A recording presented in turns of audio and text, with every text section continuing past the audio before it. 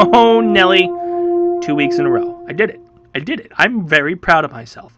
Last week I was up in arms that I was going to be better at age 33, and here I am doing it bigger, doing it better, and telling you that I was going to podcast my little heart out and talk. Dried my mouth out in the first 30 seconds. That's crazy. Anyway, welcome to another Dacetacular Mind. I'm Chris Dace. You may know me from such projects as the Daceman Show, as I play the Daceman, as well as my streams, the Daceman Plays. Do you see the common theme where I use Dace a lot? I also want to point out, and I don't know if I've done this in any Dacetacular Minds, the opening theme for this is the original Daceman Show theme that we debuted with in 2013, written and played by, or performed by, the lovely Randy Dace, who has manipulated and alternated the song throughout the years to give us the current theme that you hear on Tuesdays. But I thought it was a neat little fact. I don't remember I ever talked about it, so I just wanted to point that out. I also want to point out that on October 15th at noon, I will be streaming for 24 hours on twitch.tv/Basement Protocol. And I'd like you to tune in. We're going to do stuff. We're going to play a bunch of games. I'm going to try to beat games that I've had for years, decades, and beat it. And I'm going to go for 24 hours. We're going to have probably a little bit of giveaways here and there, just to kind of get attention, as well as some punishments and some unique contests and trivia and stuff like that. We're gonna spice it up to make it entertaining. But October 15th, starting at noon, running to October 16th. I'm doing it solo, baby, because doing it once a year for charity wasn't enough. I'm going to just do it once a year for nothing. Just a game. Or it just might be a one and done thing. Who knows? I hope you enjoyed last week's episode where I talked about my birthday. I'm extremely motivated after said episode because you know what? Hell yeah. 33 is going to be the shit. And hopefully not the shit. So we'll see when we do that episode in September 2022. But today I'm going to tell you about a little bit things that make me who I am. One specific thing, one specific man who's just simply weird. Yeah, I'm talking about Weird Al Yankovic.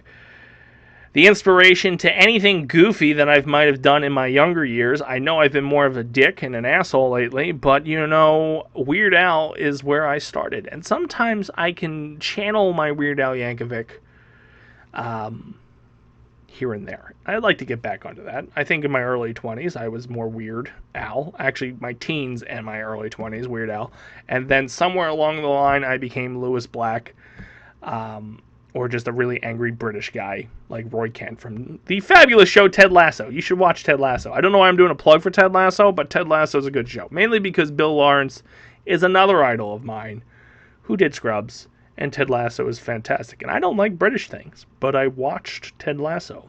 Did I say Ted Lasso? I meant to say Ted Lasso.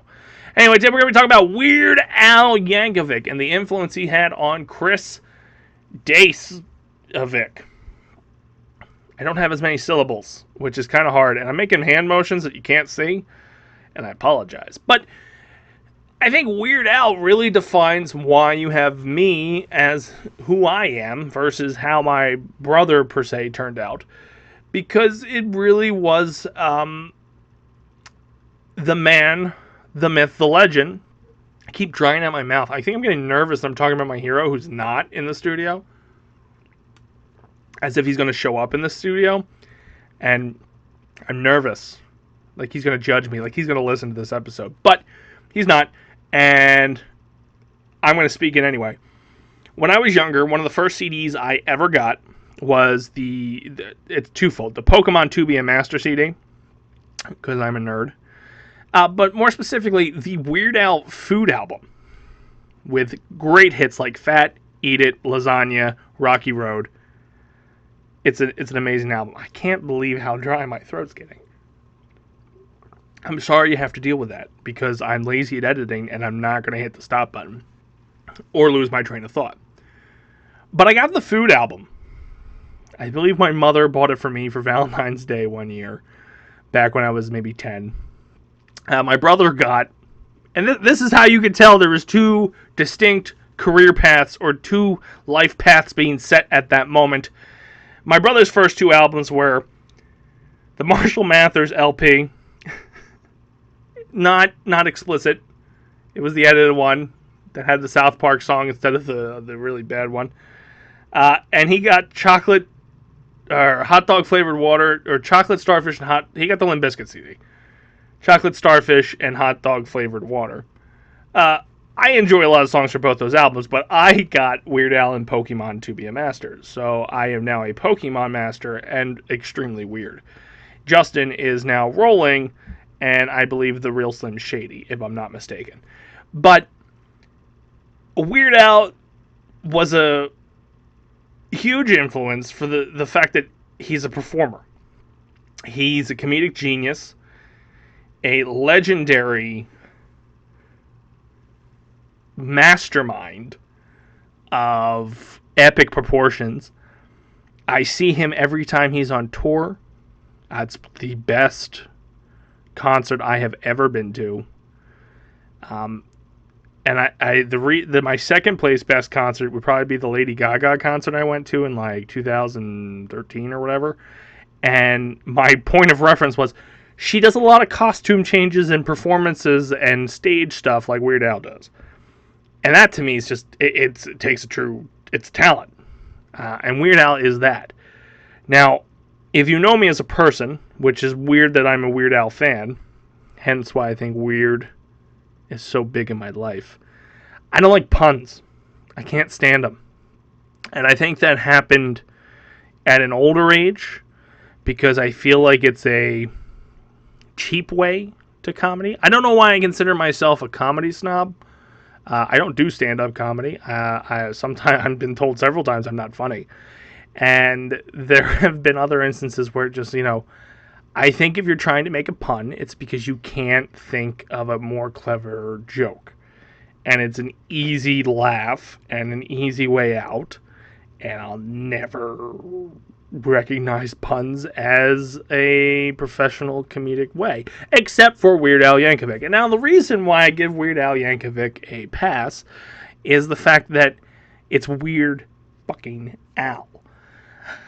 Weird Al incorporates them into song. So to me, it's such a masterpiece that he does, because he'll take an existing song and we'll use Fat, which is Michael Jackson's Bad.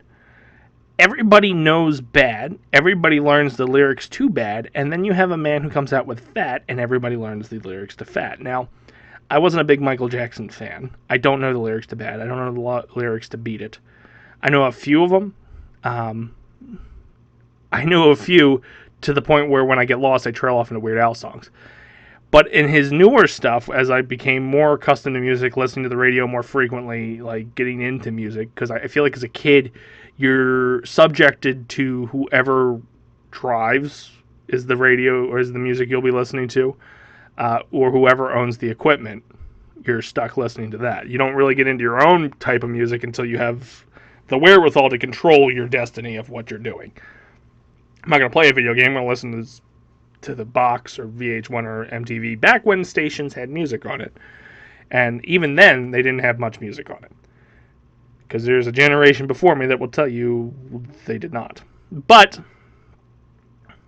I think as I got older and I started listening to more songs such as Backstreet Boys, I Want It That Way. Weird Al did eBay. I know the lyrics to both. And for that man to listen to I Want It That Way, which he had to listen to a couple times, because you would imagine the thought process is, I'm going to go through lyric by lyric and figure out how to create a song. He picks a topic, eBay, Want It That Way, you get the A's there. This is me writing music as a comedic genius. It's a talent, because how do you not get caught up in singing a song that everybody knows? Like, everybody can sing Backstreet Boys' I Want It That Way. You do the tell me why, and people just bust out into the rest of the song. And he said, I'm going to make one called eBay and try to get my fans to think about the eBay lyrics. And it works. I sing both flawlessly. That's not true. But it's, to me, that's more artistic and amazing that he has the mindset to be able to do that. And that's why I give him a pass for puns, because he'll play off songs to make it punny. And that it's hard.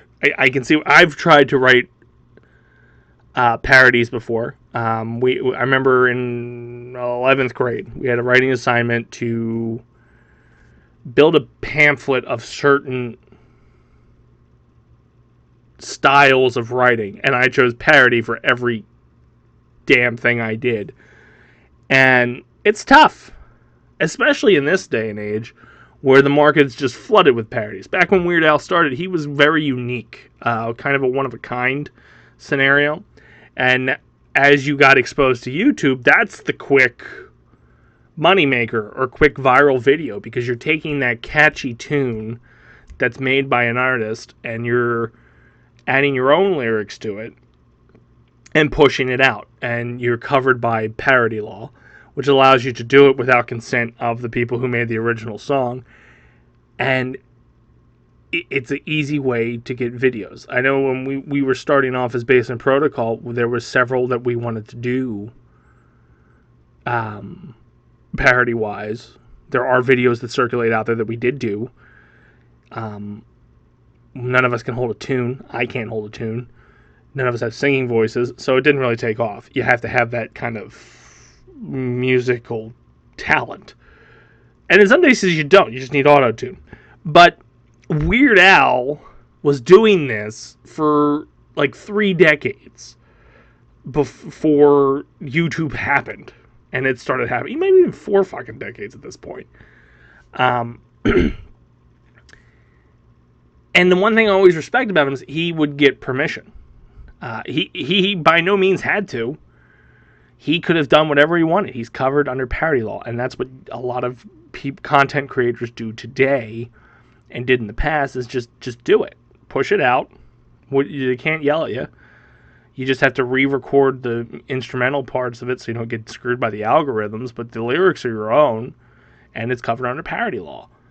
He went out of his way, and in often cases, if he was told not to do it, he wouldn't do it. He had several ideas for Prince songs, and Prince wanted nothing to do with Weird Al, and Weird Al didn't do it. He could have. He absolutely could have. He didn't have to ask his permission, but he did. And it's a very respectable way to do things. Whereas, again, content creators today just push it out. So you'll get 10 of the same song with different lyrics. And ultimately, you're waiting for the Weird Al version. And he's run into snags here and there.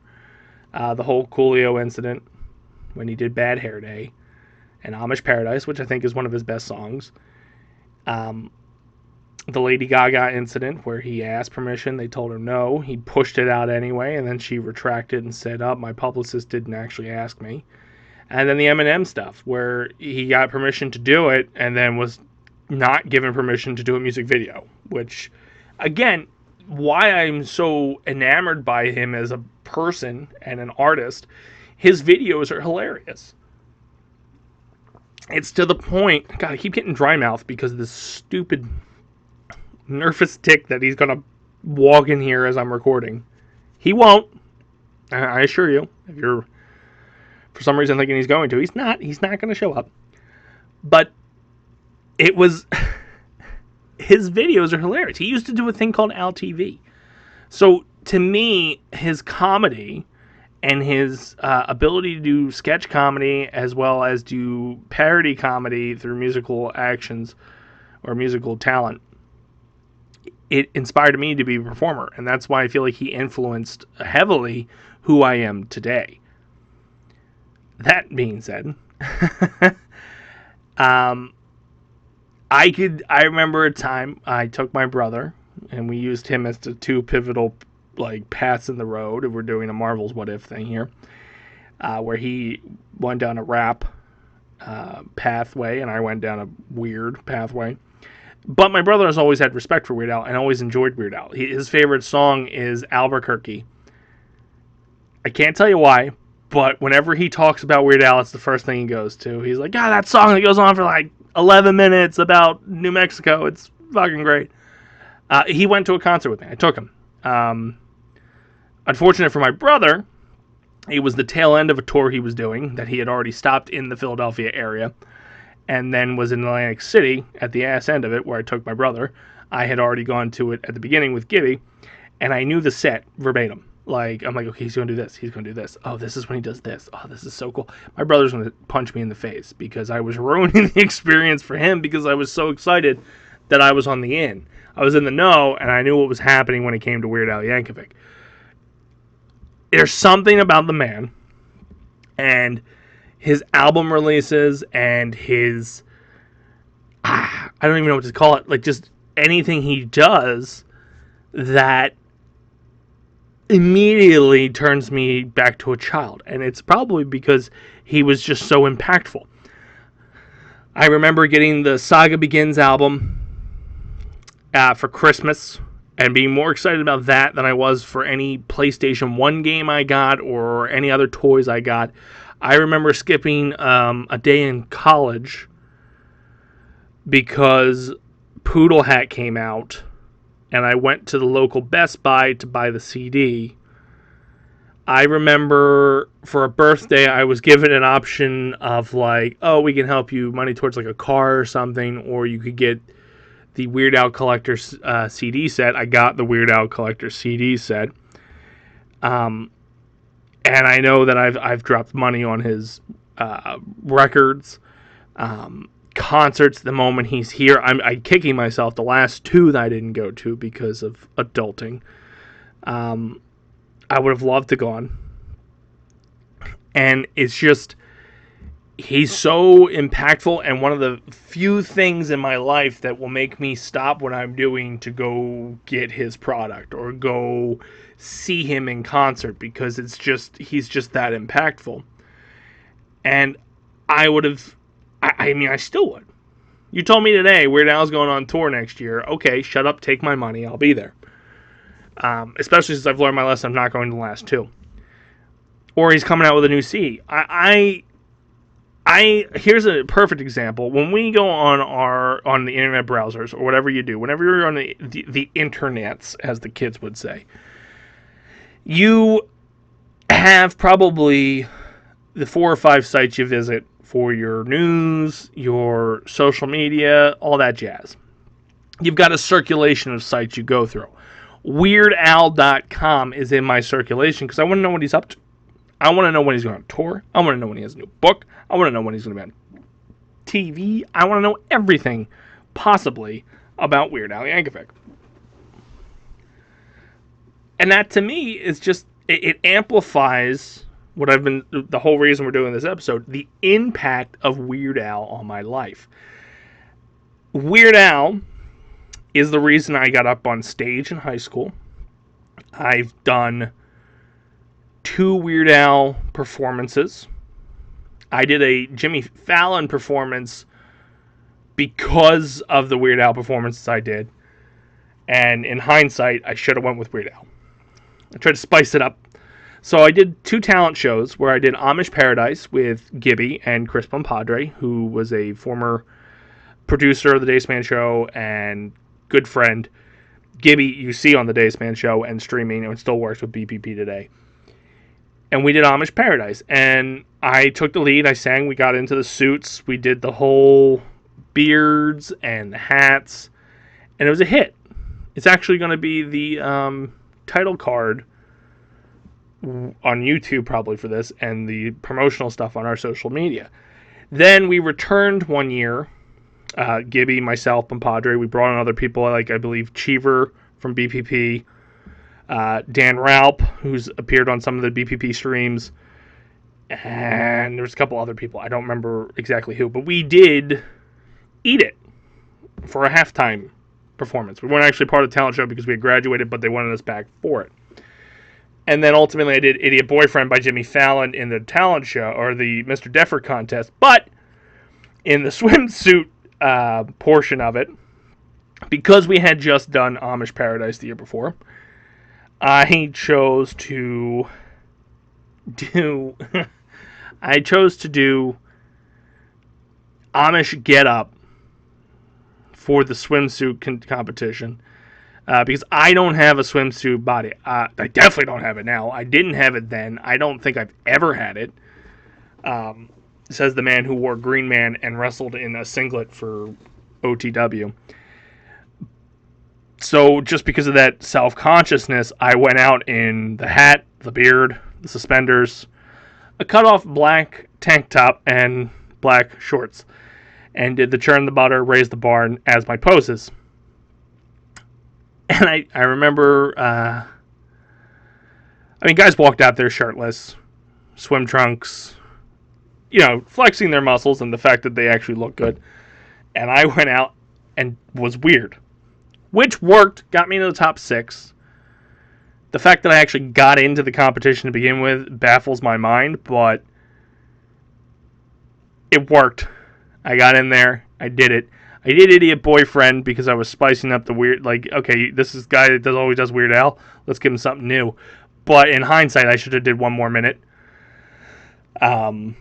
Although, one more minute would be better today because I can get deeper with my voice. Back then, I could get higher with my voice, so Idiot Boyfriend was, I think, what etched me into the top 6.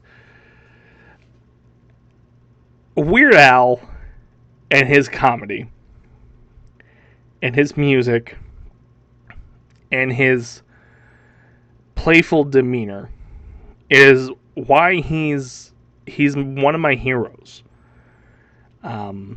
We live in an age where heroes are falling a lot, and I feel like I picked a good one. He doesn't. It's unfortunate that you can't never say never, but Weird Al Yankovic does not strike me as the type of person that's going to pop up on one of these movements or get canceled in this day and age, because he's just been so genuine. He's kind. He can be kind of a jerk, but in a playful way and without being totally degrading. And there's just something about his weirdness and quirkiness and how he approaches comedy, because he's a comedian. He's a musician and a comedian. He's a comedic musician. It just always... I would watch his music videos over and over again. I got a DVD downstairs that I probably played the hell out of, which is all his music videos. A lot of what I wanted to do when I first started Basement Protocol eons ago was parodies. You get that idea from Weird Al. I always found it hilarious on Al TV when he would super cut interviews with celebrities and interject his own questions and made them funny. The man's a genius. The man put me on a path that made me want to perform. And honestly, there's no actors, there's no performances at a young age where I stopped and thought, oh, I want to do that because of that man. And the only person it was Weird Al. I can distinctly draw back 2 moments where I went, Weird Al's amazing. I want to do that. Now, I have other people I have drawn influence from in my adult life that I respect and will probably do episodes about. But, from the youngest age, it had to be Weird Al. And I am so appreciative of my parents buying me those albums, of the school system allowing me to do these performances, and just Al Yankovic himself. That's a man who I like to think had a very quirky, probably outsider-esque personality in high school, college, who took his love for comedy, his hero being Dr. Demento, and for all things weird and strange and stuff like that, and produced decades, almost half a century worth of material to initially a small following, which is now a very large following, and he stuck at it. So when I do things like the Daceman Show, or the sketches we want to do, or the podcasts we want to do, and I just keep at it, you got to think he first recorded Another One Bites the Dust, or Another One Rides the Bus, in like a bathroom stall on his own, and sent it in to Dr. Demento, and just kept pushing and pushing and pushing and pushing, and now he's an icon. One of the most respected people in Hollywood, one of the most respected musicians. He was a joke. I said earlier in this podcast, Prince wanted nothing to do with the man, and actually mocked him in some of his music videos. People are now honored if he parodies their music. And that's a man who just kept at it. And that's a work ethic I appreciate. I try to aspire to do. And ultimately just amazed. Like, without Weird Al, I don't know if you get the Daceman. And I say that because, the Daceman's kind of play on the Dice Man, which Andrew Dice Clay, and I'm nothing like that. But I remember doing the morning announcements, and I was the weird guy on the screen. I did things I thought was funny. I tried to go for a laugh. And I would push for these things. And I don't think I do that if I didn't pick up a love for Weird Al Yankovic. If I didn't submerge myself into his music, into wanting to watch Al TV when it came on, or his Simpsons episodes, or whenever he made cameos. I don't think if I didn't go down that rabbit hole, I don't produce or become who I was, who I am. Granted, who I am has faded a little bit away from who I was, but we're working on it.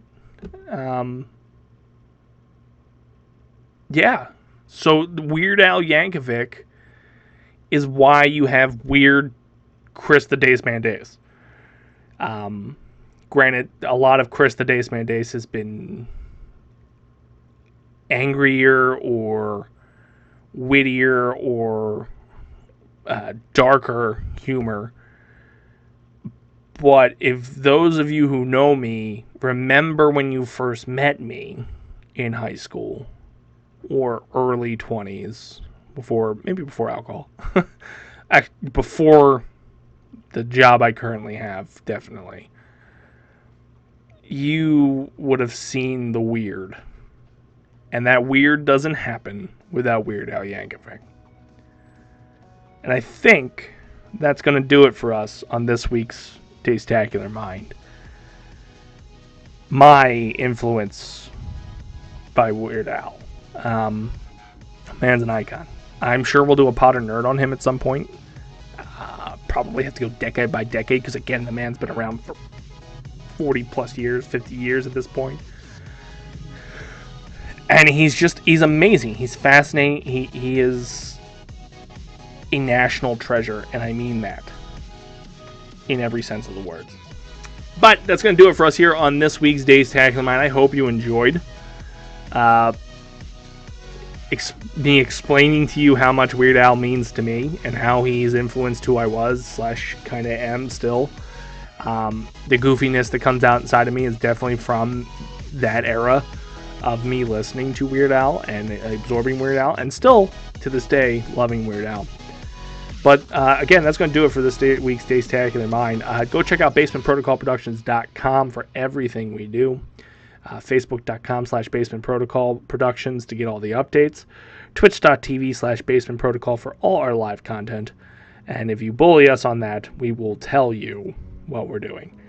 And as a reminder, as I said, the kickoff of this show, October 15th, I'll be doing a 24-hour stream with the Daceman Plays. October 15th at noon to October 16th at noon. Y'all ain't ready for this. And by that, y'all, I mean me. I'm not ready for this. We'll figure this out. We'll have fun. And we'll see if I can sustain live streaming for 24 hours.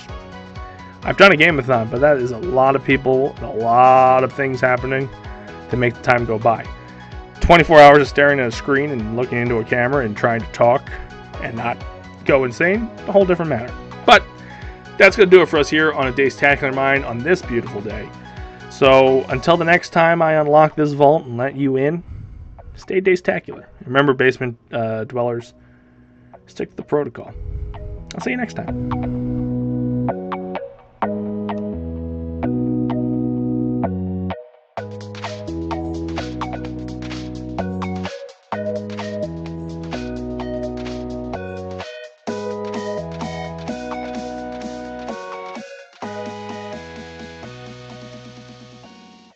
What's up, Basement Dwellers? I hope you enjoyed the latest Basement Protocol Productions creation. I'm Chris the Daceman Dace. I'm Frank. And we want to drop some social media plugs on you. Check us out on Twitter at the BPP Official for all our tweeting needs, or you go over to Instagram at the BPP Official as well for all our picture needs. Or Facebook/Basement Protocol Productions, or YouTube/Basement Protocol Productions. And if you're somebody who likes live, non-stop action content, you can go over to twitch.tv/Basement Protocol. Or if you just like the internet in general, you can go to www.basementprotocolproductions.com. Either way you do it, doesn't matter. We'll see you next time.